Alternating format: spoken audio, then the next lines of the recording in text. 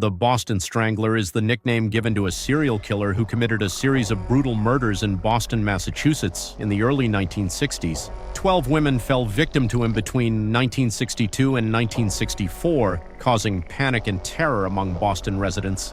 These crimes remained unsolved for a long time, and the identity of the killer was shrouded in mystery. Eventually, Albert DeSalvo became the main suspect, and his confessions shocked both criminologists and the public, sparking controversy. The Boston Strangler case became one of the most notorious and continues to raise many questions. The Boston Strangler's crimes. The series of murders began in June 1962 when police discovered the first victim, 55-year-old Anna Sleesers, who was found murdered in her apartment. The killer's method was brutal. Each of the victims was strangled, and their bodies were often found in degrading and humiliating poses. The age range of the victims spanned from 19 to 85 years, making the investigation even more complex and increasing public concern, as it seemed the killer didn't target a specific type of woman. The killer acted cunningly. Most of the victims had willingly let him into their homes, suggesting that he might have posed as a worker or serviceman to gain their trust. As the number of victims grew,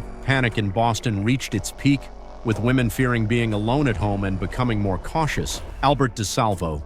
Confessions and doubts. In 1964, Albert DeSalvo was arrested on unrelated sexual assault charges. During interrogation, he began confessing to the murders, claiming he was the Boston Strangler.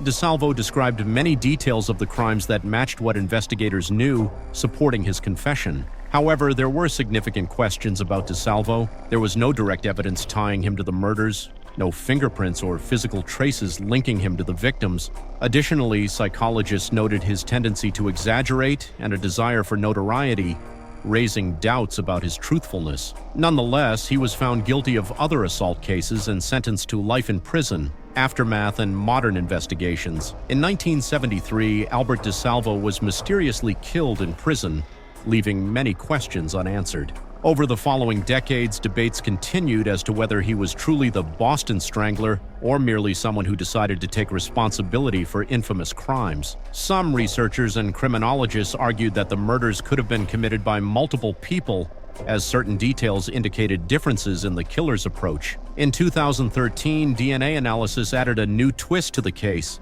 Researchers were able to extract genetic material from the scene of one of the murders and match it to DeSalvo's DNA. Test results confirmed that his DNA matched samples found on one of the victims, Mary Sullivan. This strengthened the theory that he was involved in at least one of the murders, though it didn't prove he committed all 12. Legacy of the Boston Strangler. The Boston Strangler case had a significant impact on criminology, offender psychology, and serial murder investigation methods. It also drew attention to mental health issues, as DeSalvo had various psychological disorders, including narcissism and manipulative behavior. This case remains one of the most discussed in criminology history and has inspired numerous books, films, and television series on the topic of serial killers. The story of the Boston Strangler continues to attract attention and spark discussions about the nature of serial crimes and how justice can accurately and fairly address such complex cases.